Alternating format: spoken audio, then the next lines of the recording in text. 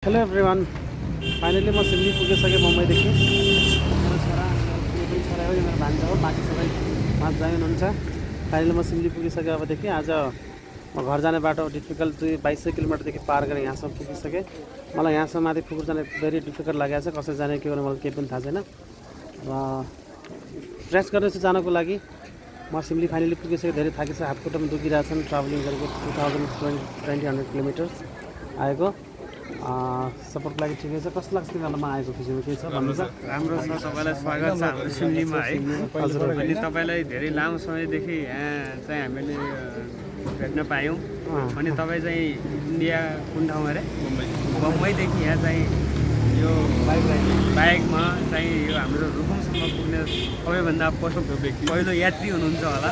तपाईँलाई यो बाइकमा यसरी यहाँसम्म आइपुगेकोमा तपाईँलाई धेरै धेरै धन्यवाद र स्वागत पनि छ। मेरो लागि एउटा सपना थियो।